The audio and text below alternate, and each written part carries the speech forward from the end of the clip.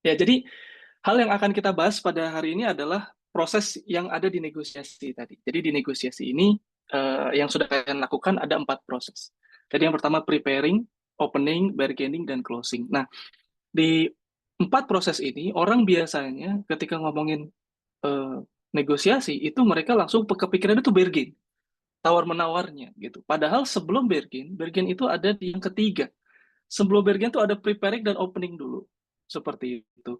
Nah, preparing dan opening ini biasanya terkait dengan awareness. Jadi berupaya untuk menciptakan kesadaran dulu konteksnya itu dalam seperti apa sebelum dia masuk ke strategi bargainingnya.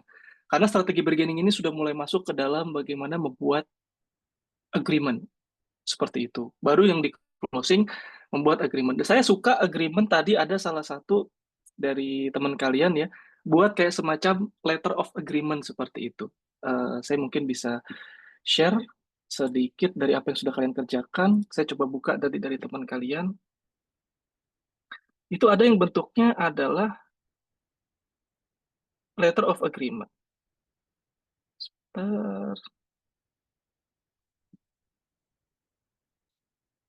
Mana ya?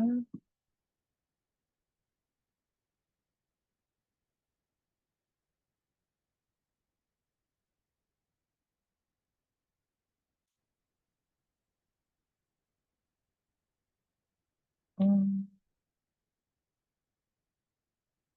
Oke, nah ini contohnya adalah ini adalah sebenarnya salah satu hal yang paling urgent atau kritikal dalam negosiasi.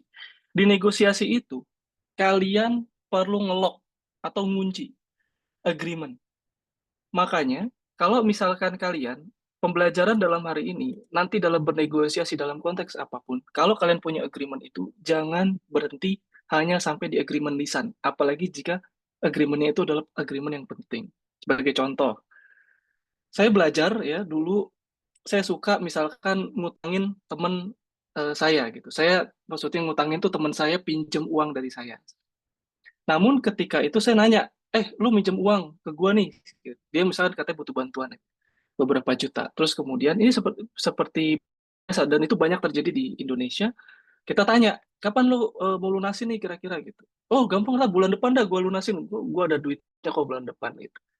Nah, itu namanya agreement sebenarnya. Oke, gua ngasih duit ke lu nanti bayar gue bulan depan. Itu adalah agreement. Sayangnya agreement tuh nggak dikunci.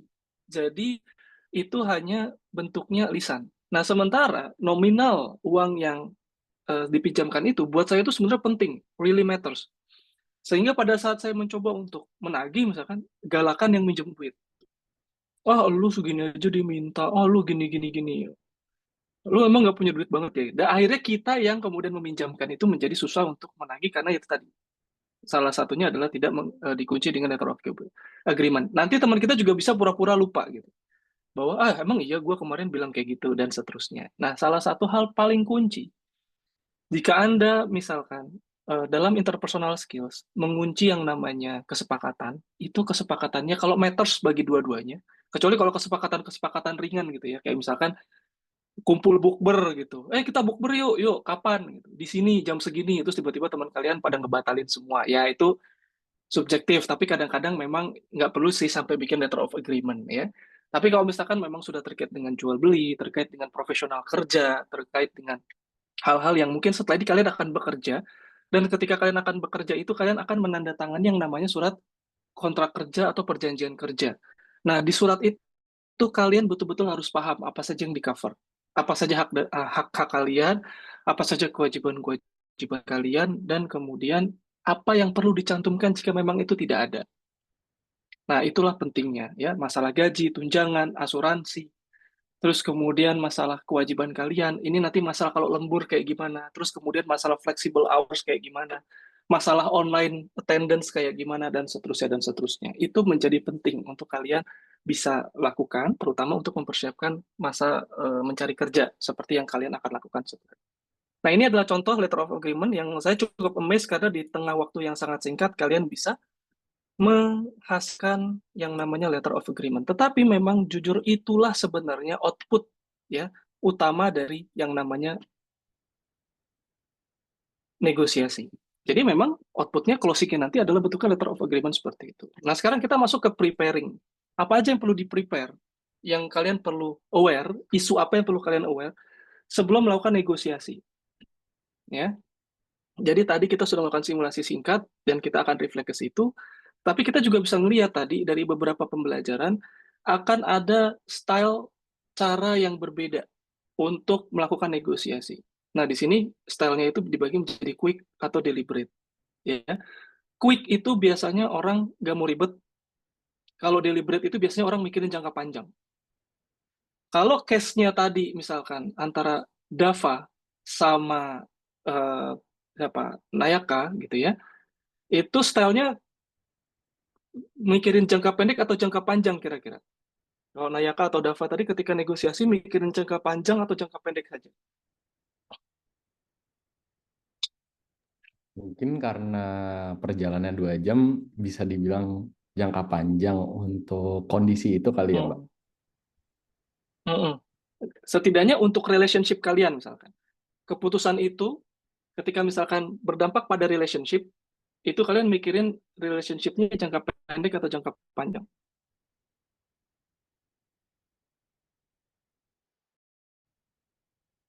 Bahwa hasil dari agreement itu, apakah jangka pendek saja atau jangka panjang. Nah, ini yang sebenarnya mau saya highlight, bahwa style dalam negosiasi itu biasanya sangat dipengaruhi bagaimana kita melihat lawan dari negosiasi kita.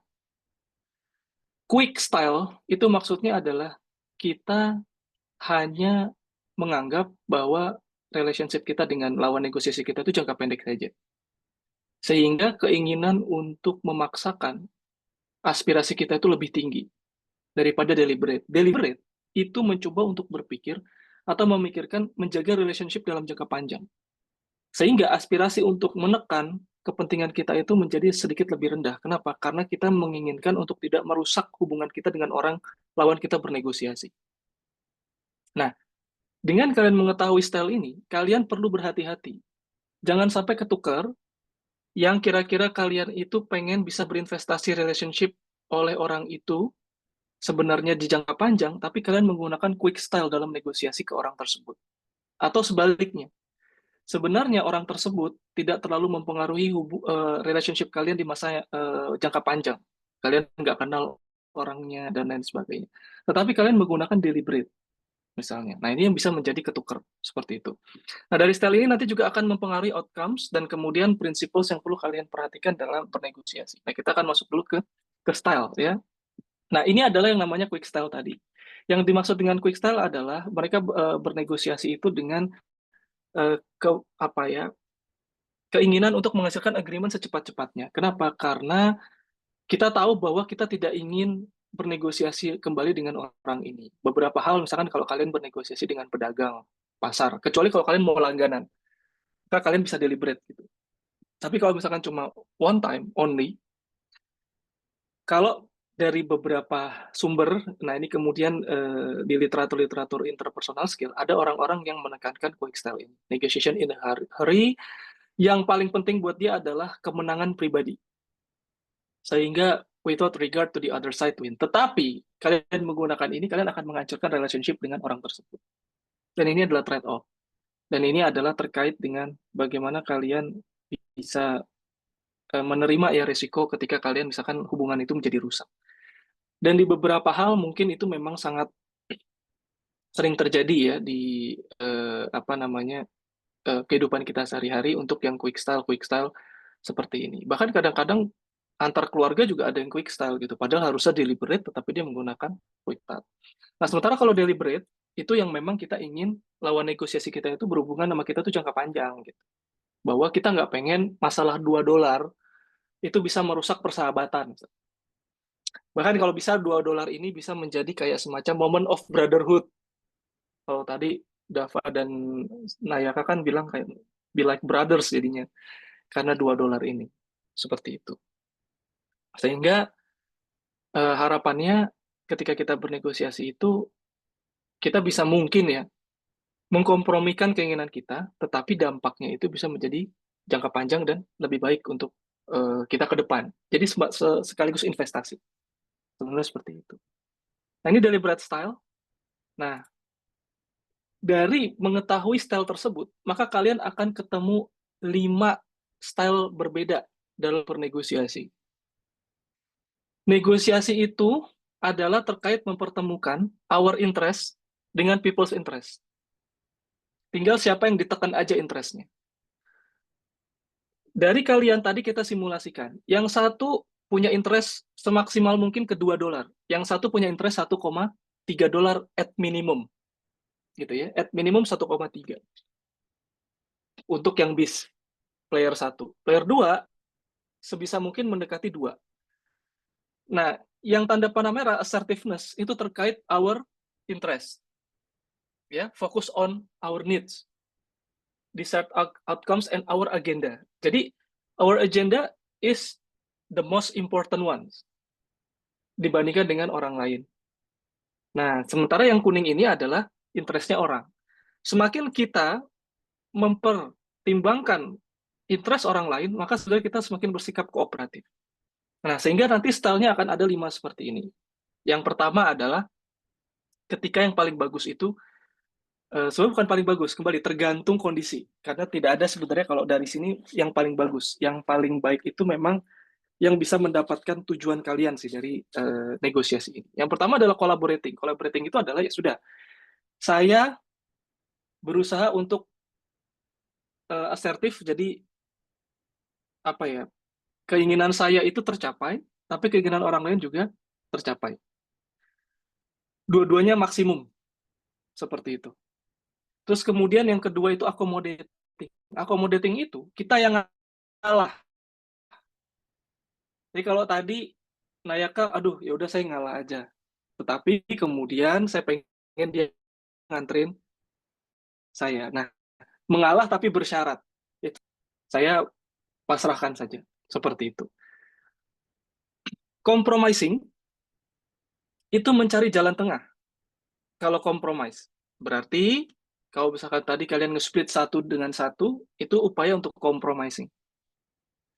Competing itu berupaya untuk asertif dari sisi yang berkepentingan. Kalau tadi misalkan ada dari Dava maksa gitu ya, misalnya Nayaka bilang, gue kan pengen ini dulu dong, gue pegang dulu dong duitnya gitu. Oh nggak bisa, duitnya di gue aja gitu. Nah ini adalah tipikalnya udah competing kalau dari Dava. Kalau dari Nayakanya accommodating dia gitu. Atau yang kelima, avoid.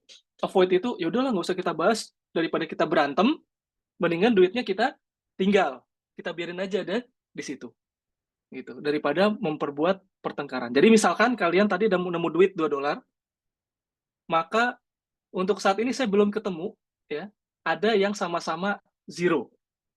Kalau sama-sama zero, berarti uangnya dibiarin, terus kalian pergi ya, karena menurut kalian gak worth it membahas $2 tetapi menimbulkan perpecahan. Sehingga ada style namanya avoid. Dan avoid ini seringkali jarang dilirik orang. Seperti itu. Ya.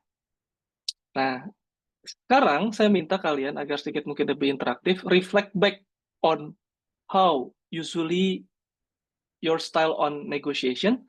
Kalian biasanya lebih banyaknya itu yang mana dalam bernegosiasi? Competing, compromising, avoiding, collaborating, atau accommodating. Gitu ya. Nah, sekarang saya mungkin mau tanya ke Salman, ada nggak Salman? Salman mana ya?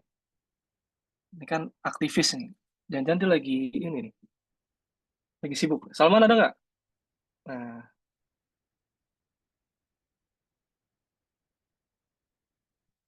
nggak ada ya Salman ya? Siapa ya?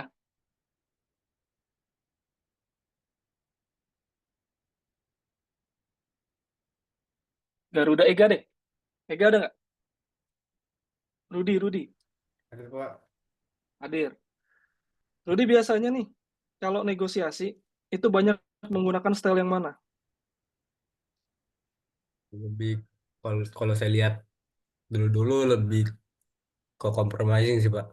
Mungkin. Compromising ya? Berarti nyari jalan Kalau tengah. dari yang tadi enggak sih, nggak compromising. Oh, kalau yang tadi apa? Tadi berapa dapat ya? Saya tadi 6 player satunya 1,4 saya 6. Oh gitu. Kamu Ya, 0,6. saya lebih ngalah aja sih tadi, Pak. Udah ngalah aja ya. Karena kadang-kadang kan ya sesuai konteks gitu ya. Nah, tapi kalau tadi misalkan kadang di simulasi tadi bisa jadi berbeda karena memang urgensinya itu clear gitu.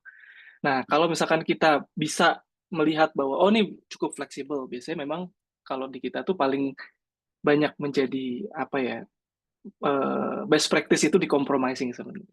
Compromising itu syukur-syukur bisa collaborating, tapi biasanya di compromising seperti itu. Nah, kalau tadi misalnya kasusnya Safa, Safa masih ada nggak di sini? Safa Sabri, ada nggak? Safa ada? Atau temennya? Lawannya siapa tadi? Lawannya Safa.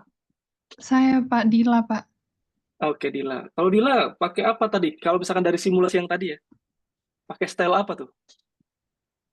Mungkin kalau dari yang tadi, Mhm. kombinasi antara kooperatif sama collaborate gitu sih, Pak. Yang compromising sama collaborating. Ya, iya. Yang antara tengah ke sini ya berarti, yang mencoba dicapai di sini kan? Iya, Pak. Gitu. Bahwa ternyata ya juga ya kita nggak kepikiran kalau misalkan bisa ngasih bekal loh gitu. Ya kan? Untuk kemudian akhirnya bisa compromise atau bahkan mungkin bisa ke depannya sama-sama kerja bareng. Nah, ini yang nanti kalian bisa coba cek karena nanti memang ini akan berbeda-beda eh, penggunaannya menyesuaikan dengan konteks seperti itu. Ya, jadi ini adalah hal yang secara tekstualnya kalian perlu tahu. Nah, makanya saya mengajak kalian untuk bermain $2 game itu untuk kalian bisa reflect. Sebenarnya tadi kalian itu menggunakan yang mana dan mungkin kalian baru sadar dengan bermain permainan yang tadi, oh ternyata saya bisa ya menjadi orang yang competing atau ternyata saya bisa ya menjadi orang yang compromising. Yang sebelumnya mungkin saya agak takut, yang sebelumnya mungkin saya agak sungkan untuk menyampaikan apa yang saya inginkan, seperti itu. Nah, ini contoh-contohnya. Ya. Nah, sehingga outcomes, ketika kita udah tahu style, maka ini yang kemudian kalian coba perlu lihat. Biasanya style itu memang nanti tergantung dari dengan siapa kalian berbicara, atau dengan siapa lawan negosiasi kalian. Dan kalian sudah memiliki, di sebelum negosiasi, kalian sudah menentukan style apa nih yang perlu kita mainkan. Seperti itu. Nah, terus kemudian ada outcomes-nya. Nah, outcomes di sini tentu saja ada yang nanti menghasilkan yang realistik, ya, acceptable, atau kemudian worse gitu. Kalau worse itu biasanya yang memang benar-benar zero sum game, satu menang, satu kalah gitu ya. Realistik itu both sides satisfied, win-win situation, ya. Usually results from deliberate style. Kalau tadi misalkan kalian sama-sama happy, misalkan di grupnya Safa sama Dila uh, berbagi misalkan 0,6 dengan 1,4, yang satu beli bekal dan kemudian semuanya oke, realistik gitu ya. Nah, acceptable itu ya udah deh, apa namanya, kita biasanya kalau acceptable tuh gini, dua-duanya itu tidak mendapatkan uh, suatu hal yang optimum. Jadi kadang-kadang kita kalau negosiasi itu kita rela untuk tidak mendapat hal yang tidak kita inginkan, tetapi orang lain juga tidak mendapatkan yang dia inginkan. Jadi itu acceptable. Jadi misalkan tadi player satu dapat berusaha 1,3, player 2 berusaha menuju ke 2. Terus di split satu satu dan satu. Misalkan buat player satunya satu, buat player duanya satu. Itu adalah acceptable, bisa diterima. Kenapa? Saya ikhlas dah tidak mendapatkan apa yang saya inginkan karena lawan saya juga tidak mendapatkan yang dia inginkan. Benar satu. Nah, ini bisa menjadi salah satu outcomes. Outcomes yang ketiga itu yang biasanya worse, ya. Orang nggak mau menjadi fleksibel untuk bernegosiasi, maksa. Pada akhirnya mungkin dia bisa menang, tapi mungkin akan menghancurkan relationship jangka panjang.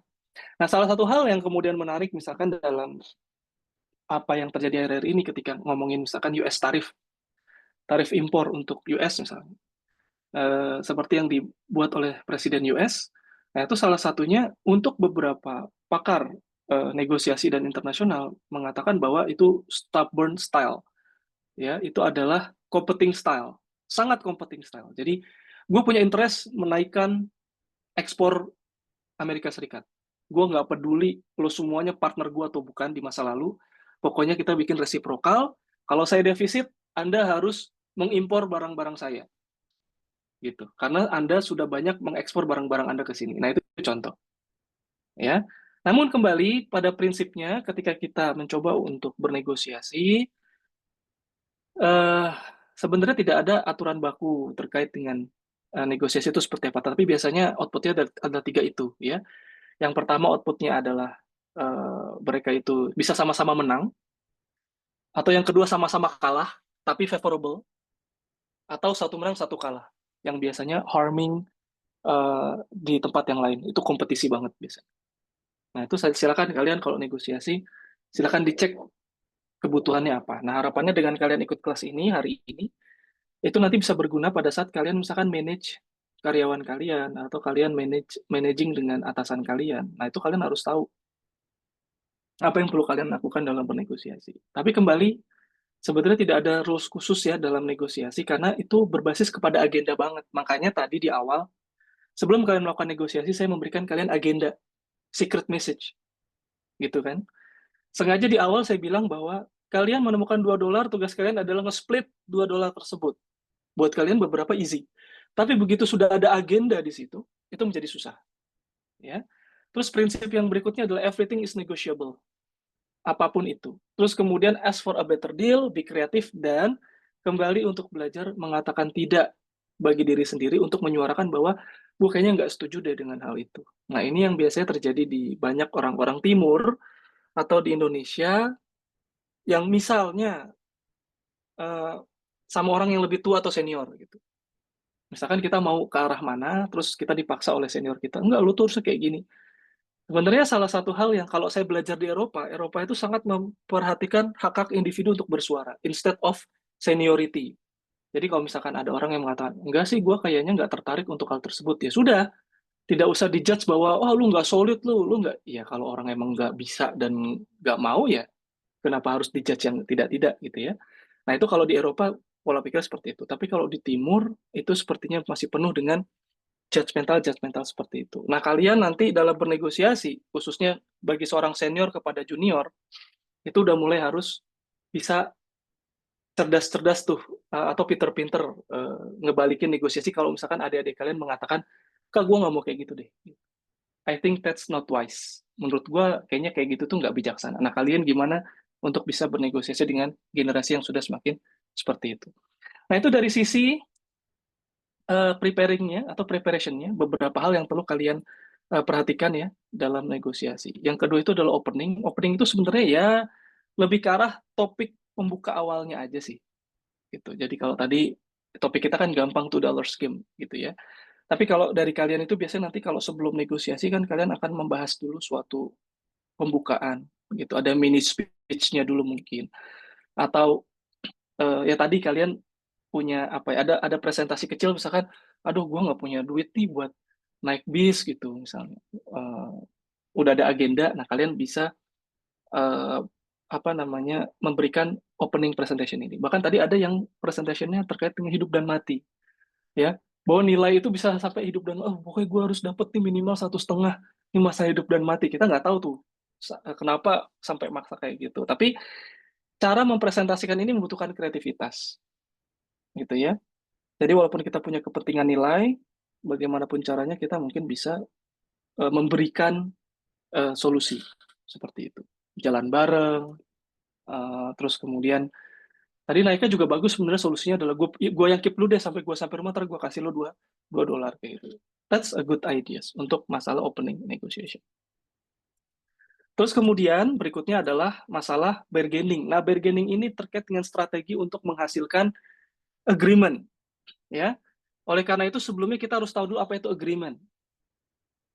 Agreement itu adalah arrangement, hasil dari negosiasi yang sudah di-lock atau dikunci. Itu aja sebenarnya menjadi basis kesepakatan untuk kemudian kita bisa melanjutkan ke tahap actionnya seperti apa. Nah, strategi-strateginya apa aja yang bisa dilakukan? Yang pertama, strategi untuk mencapai agreement itu adalah taktiknya silence is golden. Gitu. Jadi kadang-kadang dalam negosiasi, Ada teori negosiasi yang mengatakan bahwa untuk bisa Anda memenangkan suatu negosiasi, jadilah yang paling talkative atau yang paling dominan, kayak gitu. Namun ada di sisi lain pakar negosiasi yang bilang, oke, kalau misalkan lo mau mencoba dominan, maka salah satu cara untuk bisa menghadapi orang yang dominan adalah dengan mendiamkannya dan tidak berkata apapun, didiemin. Jadi ketika kalian menemukan ada orang yang mencoba dominan terhadap kalian, kalian tidak merespon apapun. Sampai kemudian orang yang dominan itu akan mengatakan, lu kok diem aja, ngomong dong. Gitu. Nah, itu adalah suatu cara untuk bisa mengembalikan ruang bagi kalian untuk bernegosiasi. Nah, ini mungkin juga beberapa reflection-nya kalau kalian mungkin ada yang udah punya pacar atau ada yang sudah punya pasangan gitu ya. Terus kemudian kalian tahu salah satu pasangan di antara kalian itu misalkan ada yang dominan, maka salah satu cara untuk membuat dia diam adalah dengan mendiamkannya dan kemudian kalian mendapatkan kesempatan berbicara walaupun tidak selalu works gitu ya. Terus yang kedua, silent is golden juga lebih baik dipakai jika kondisi salah satu negosiator itu dalam kondisi emosi atau marah gitu. Jadi kalau misalkan kalian sedang bernegosiasi dalam kondisi temperamental, negosiatornya didiamin dulu. Karena negosiasi yang buruk itu adalah salah satunya adalah negosiasi dalam kondisi temperamental tinggi. Jadi, kalau nanti kalian, hikmahnya apa nih? Punya bos, misalnya. Atau kalian punya kolega. Either kalian yang marah, atau kemudian kolega kalian yang marah, maka salah satu cara untuk melakukan renegosiasi itu adalah dengan mendiamkannya dulu, dengan tidak menambah kemarahan. Itu adalah salah satu taktik untuk mendapatkan bargaining. Yang kedua, agar tercipta agreement adalah dengan menggunakan higher authority. Menggunakan higher authority ini adalah misalkan kalian nemu uang, ya kan, sama-sama $2 gitu. Terus kemudian harus di-split. Tapi kalian tahu bahwa antara kalian sama teman kalian itu punya kesetaraan dalam mengambil keputusan. Tidak ada higher authority yang lebih tinggi. Maka kalian bisa pakai higher authority. Dalam konteks pekerjaan, kalau kalian ribut sesama kolega, kalian bisa minta tolong kepada atasan untuk meminta saran. Kalau saya punya masalah sama teman saya pengen begini, menurut Bapak gimana? Itu kita menggunakan higher authority. Gitu. Ya. Tapi kadang-kadang, kembali, higher authority juga harus hati-hati, karena kita harus mencari orang yang bijaksana. Kalau misalkan kita, ini higher authority ini bisa jadi advantage juga buat kalian sebenarnya. Dalam beberapa kasus, kalau kalian tahu ada higher authority yang sekiranya itu memiliki kedekatan dengan kalian bisa memanfaatkan itu. Tapi kembali ya, saya kalau ngajarin ini tuh agak-agak semi-semi masalah moral sebenarnya. Tapi kalau misalkan kalian ingin memenangkan negosiasi, salah satu teorinya adalah kalian cari higher authority yang dekat sama kalian dan kemudian dengan otoritas itu dia bisa menggolkan apa yang kalian inginkan. Itu adalah salah satu contoh dari studi kasus di sebuah negara, misalnya, ada deadlock negosiasi, misalkan batas umur wakil presiden. Tidak ada negosiasi yang bisa dilakukan kecuali menggunakan higher authority.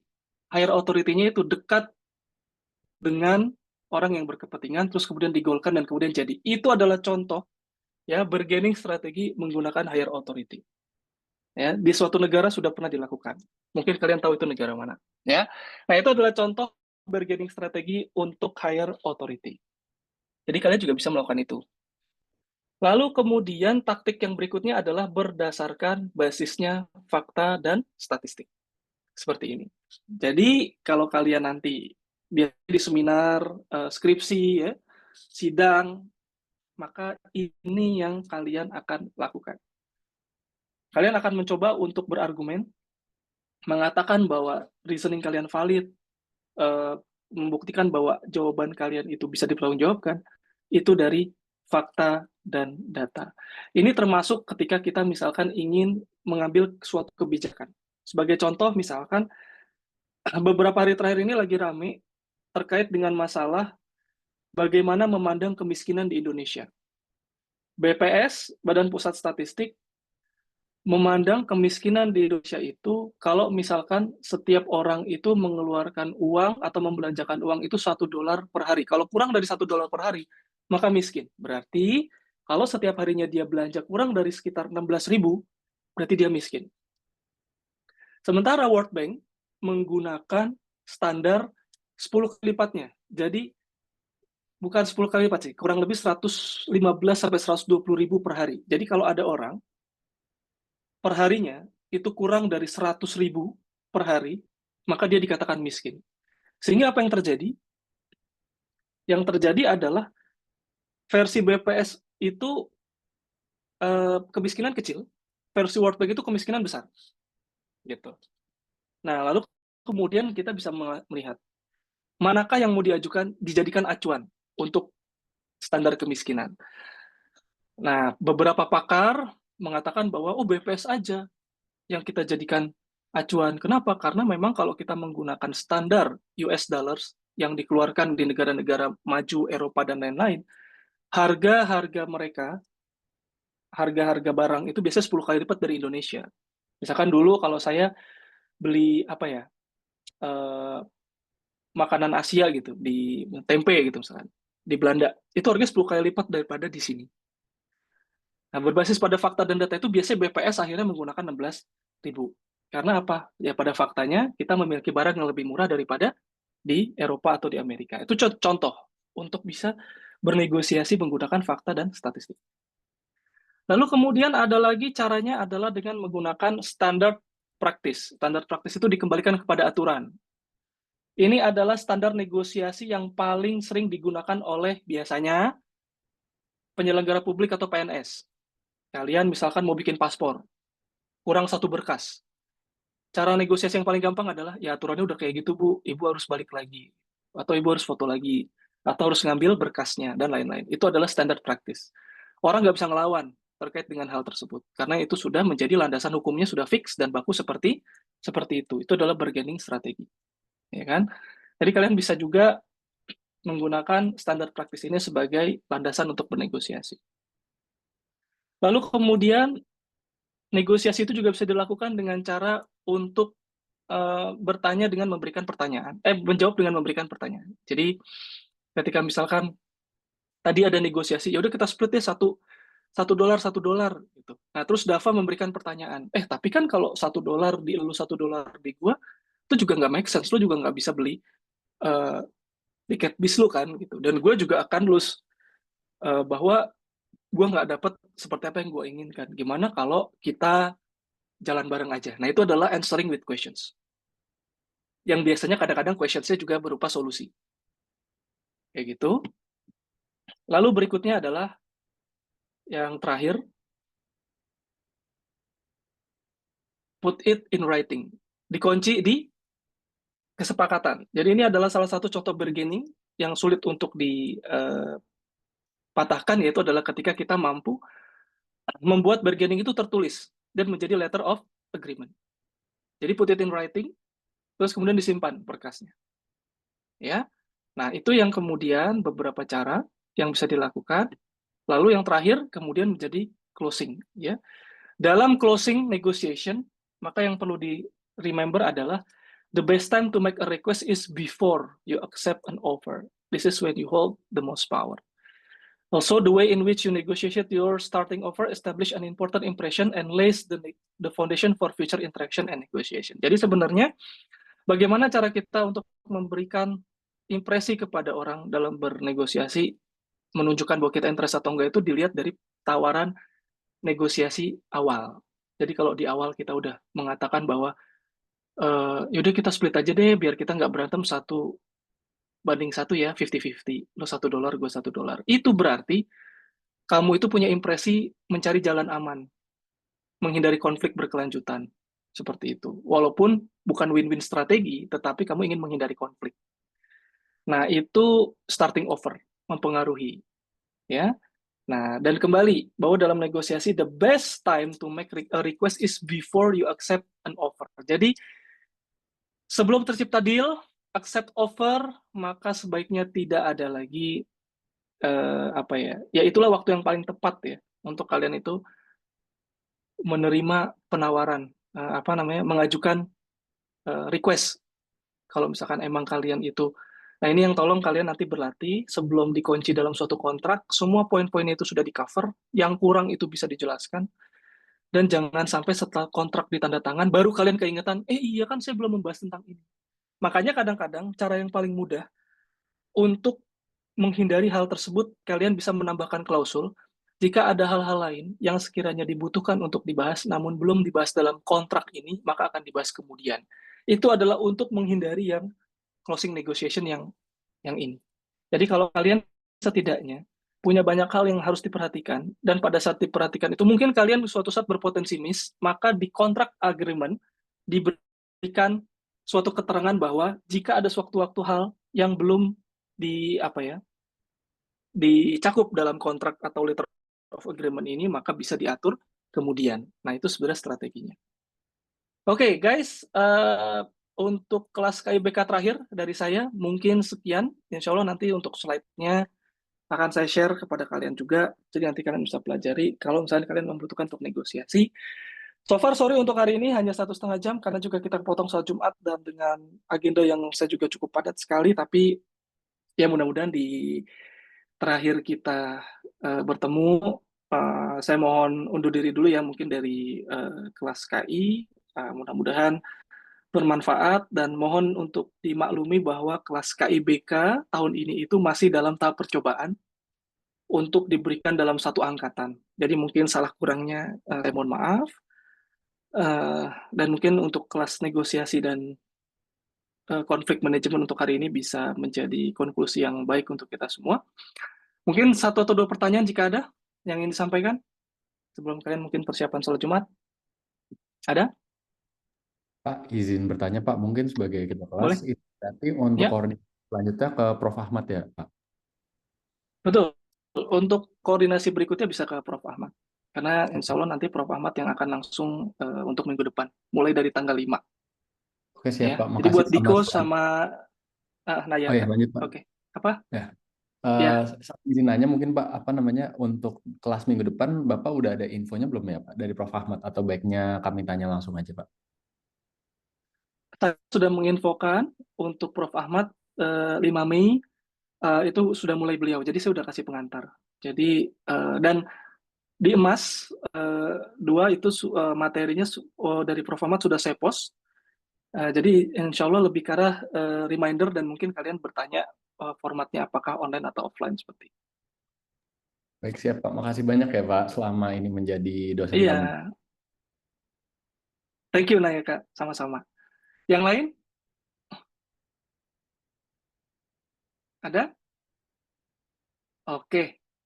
Kalau misalkan semuanya sudah, dari saya mohon pamit. Terima kasih semuanya. Selamat siang. Sampai jumpa lagi insya Allah di kelas-kelas berikutnya. Sekian, terima kasih. Assalamualaikum warahmatullahi wabarakatuh. Sampai jumpa lagi semuanya. Thank you ya. Makasih, Makasih, Pak. Pak. Makasih, Pak. Makasih, Pak. Makasih, Pak. Makasih, Pak.